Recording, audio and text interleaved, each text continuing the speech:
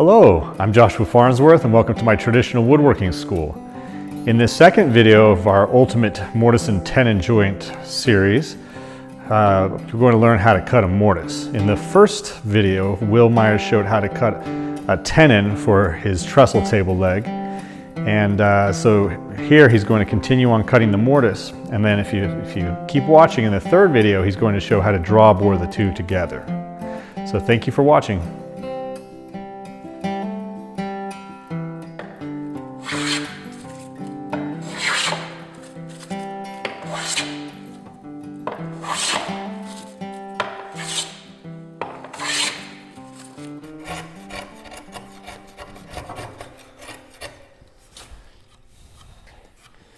Okay, that is the last one.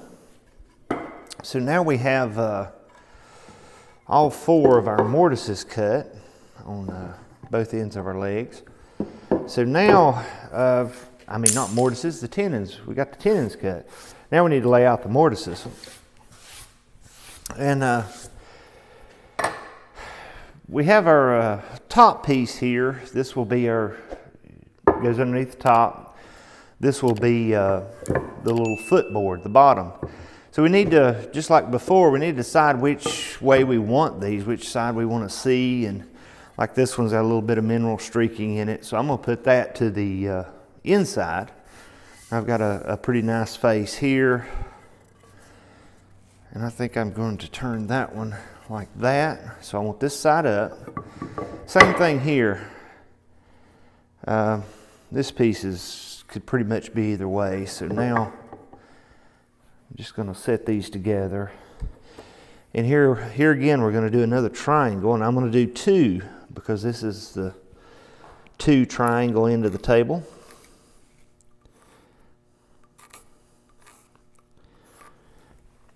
Okay, so now I want to take these and I'm going to we're going to clamp them up like this right here in just a minute. Well, let's just go ahead and do that. I flipped them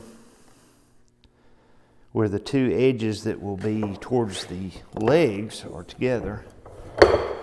And before I get too much farther, I've got to find the center of these things. That'll be good enough for right now. So we need to start out with the center. And I know this bottom piece is 26 inches long, so somewhere around 13 should be the halfway point on it. And so what I'm going to do, I'm going to measure from both ends because this piece could be a little bit longer or shorter than that. Turn my rule around. And apparently it's just a little bit shorter, or the rule's a little bit longer, I don't know. So you see my two marks. So right in between those two marks is right dead center. This piece is 24, so I'm going to measure 12 and 12. And see, now that one's good, so we're good with the one mark here. So there's the center of that one. And I don't want to go, man, I'm pretty close. I'm just going to go with that. That's good eyeballing, wasn't it? Caught on camera too. So I'm going to go ahead and scribe across both of these because they're pretty close to, we're just off just a little bit, and I'm happy with that. So now we need to start laying out for these legs. Okay, these legs have a 1 inch space between them. So we need to go a ½ inch either side of that center line. So we're going to do that next. And you may want to mark this center line because there's going to be several marks here, and we don't want to get confused. Turn around, I can see that side a little better. So we want a 1 inch space, so ½ inch either way. Just make a couple little tick marks there. And you notice we're doing all this with these together. That way we're sure these mortises are the same space apart from one another, top and bottom. Okay, there's our 1 inch spacing. So next we want to just take our legs and we're going to going to line it up where I can just see that pencil mark. I'm going to come over here and make a tick mark. Same thing over here. Just where I can just see the pencil mark. Another little tick mark. Bring those across. Okay, it's pretty simple, right? So at this point, you kind of work on the two pieces separate. So I'm going to take, let's see, we'll do the top one. So now we have our top piece. We can tell by our triangles which way is up. This is the bottom. This is our layout. So now we want to take our legs. And if you can see, there's my triangles. And they're pointing, the halves are pointing up. I know this leg goes on this side. So now I'm going to line with these two shoulder marks that I just made. These are the outside edges of the leg with those two shoulder marks. And I'm going to just scribe off the side of my tenon right here. Okay, so there's the width of my tenon. Okay, here's my other leg. There's my triangles. They're pointed up.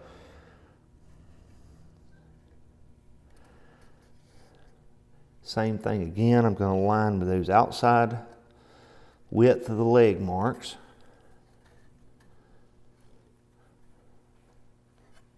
And then just scribe right off the side of that tenon. So now there's our width of our mortises. Okay, we need this width on the other side of the leg as well. So what I'm going to do is take my square, and you may, just for confusion's sake, these outside shoulder lines, you may want to make a couple marks through them, so you just be sure not to transfer those around. They're not outside shoulder, they're outside of the leg. So this right here is our mortise width. So we're going to transfer, and you don't have to go all the way around, just down the side and across the bottom. Or what will actually be the top when this is assembled, but the opposite edge. And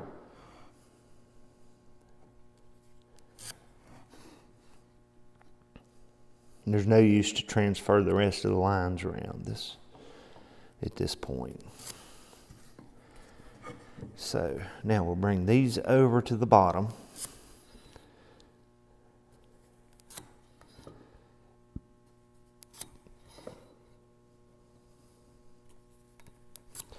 And that's it. So now we have the width of our mortises. So now we're going to take our mortise gauge that we set to cut the tenons, set to 5/8, the same fence setting we used to lay out the tenon, exactly the same. Okay, we want the fence to the face side of our leg. So here's our triangles. We know that's the face. So now we're just going to come just simply between those marks and lay that mortise out, the depth of it there. Fence to the face side.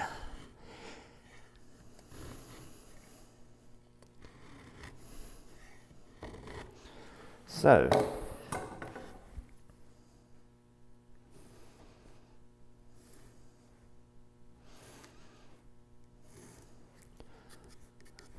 this is waist right here. We've got to cut that out.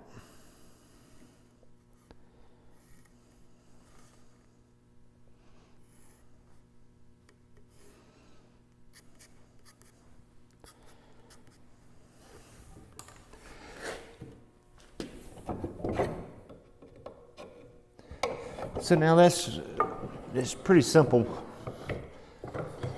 mortise at this point. We're just taking, I'm going to use a 1/2 inch auger right here.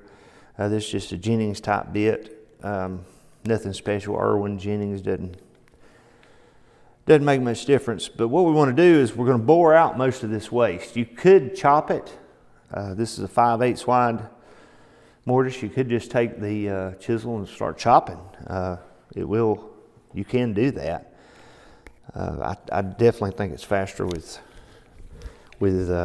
augering out most of the waste. The auger just is getting most of that waste out of there for you. So in the end, all you have to do is trim it. So, okay, only thing here to watch out for, you don't want to go all the way through. You want to go about halfway and stop. Then we'll turn this over and come back from the other side. So, and this is, you know, just a 1/2 inch auger because we have a 5/8 mortise. So it's easy, easy but boring work. Easy, boring work.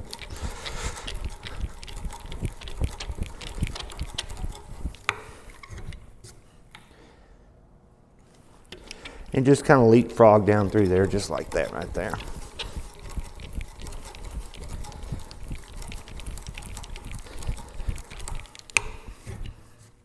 Okay, so this is one side. I'm going to flip it over. I'm about halfway through or so. And I'm just going to go ahead and do this one side. I'm sure you'll get bored watching me do all these. So I'll get the other one in a minute. So now we're just coming back from the opposite side, and we're going to go till the auger comes through. And it's a good idea to overlap these if you can, the holes. If you space them out a little too much and they leaves little webs there that cross all the way across this, I mean, it's no big deal, but it's just easier if those little webs are not there to chisel the waste out.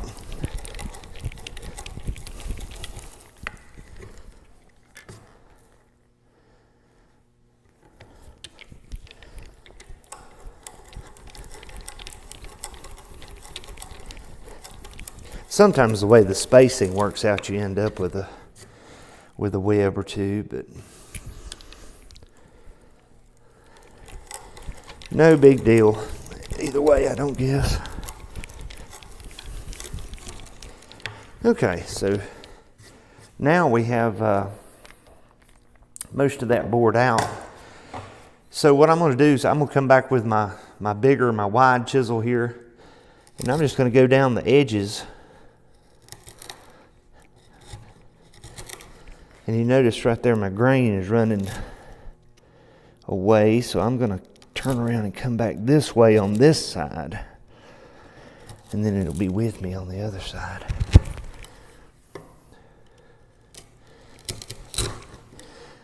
And you want to also kind of see how I'm holding the chisel here. What I'm doing is I'm guiding it with my left hand, but I'm also kind of holding on to it. You don't want to get all gung-ho here and accidentally go all the way through, because you could catch the side of the mortise and bust it out.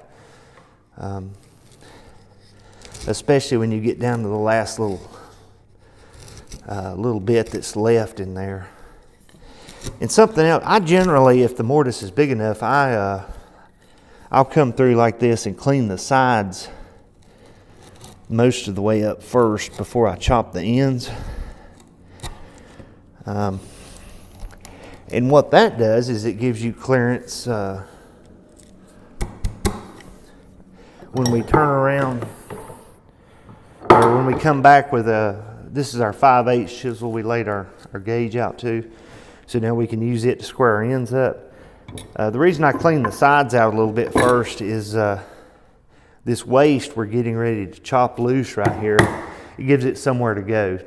Sometimes if you start back in here and you can get your chisel stuck, it's kind of embarrassing. So I've kind of got a little more waste on this end, so it takes about three chops there. And then the last one right at the line.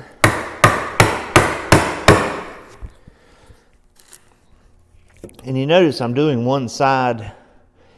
I'll flip it over and square the other side in just a minute. In fact, normally I went ahead and bored this and this one from both directions. A lot of times I bore halfway through, square that side up, then turn it over. It just saves you turning the work so much. So So there we go. That's looking pretty good. Another thing you can do right here, see, I can take this chisel, and it's a good gauge of my width of my mortise. If it'll go down through there, then my tenon will fit, because my tenon is sized to that chisel. So, at least I hope it'll fit. So this is the leg that'll go right there. So I'm just going to check it and see it's starting in there. So now I'm going to flip it over.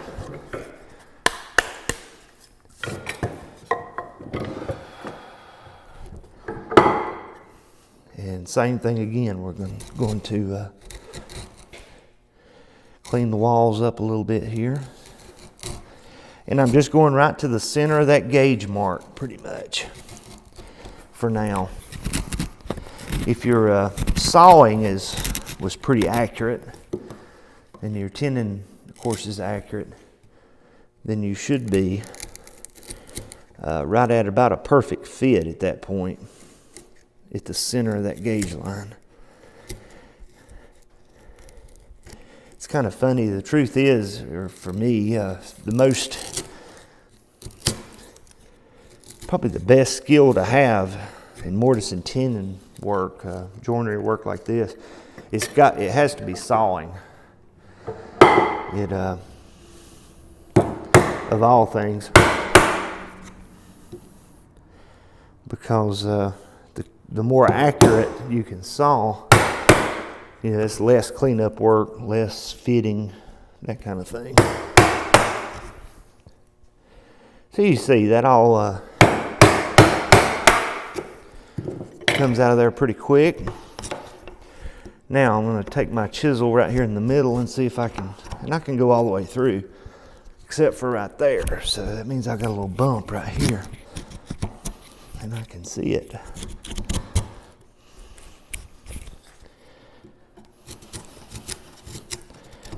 Okay. Get around here where I can see there's my triangle. So I need to get the one that lines up with it. So let's see where we're at. So there we go. There's one. And we drive it up, make sure your shoulders are all pulled up tight. Looks good. So now I'm going to go ahead and get these other 3 mortises chopped, and we'll be ready to move on.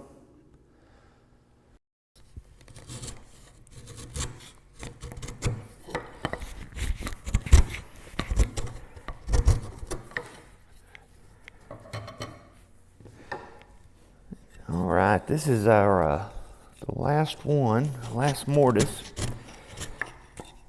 A couple of things on this oak piece I didn't mention earlier.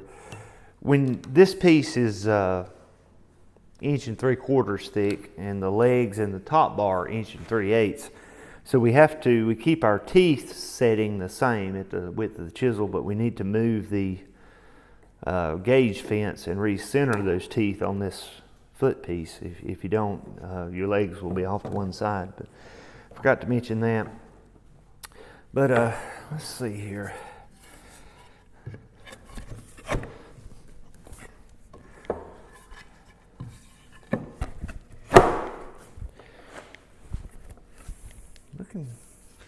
Looking good. And as you go along, I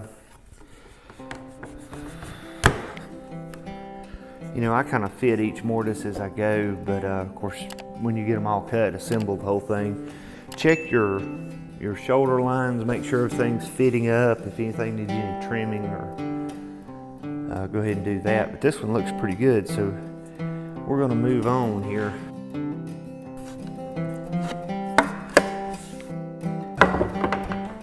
If you're interested in learning traditional woodworking, come take a class at our school in Earlysville, Virginia. You can also visit our website at woodandshop.com, where you'll find a bunch of free woodworking lessons, workshop tours, and our very popular tool buying guides. And make sure you subscribe to our free newsletter to get our latest articles and videos. Enjoy!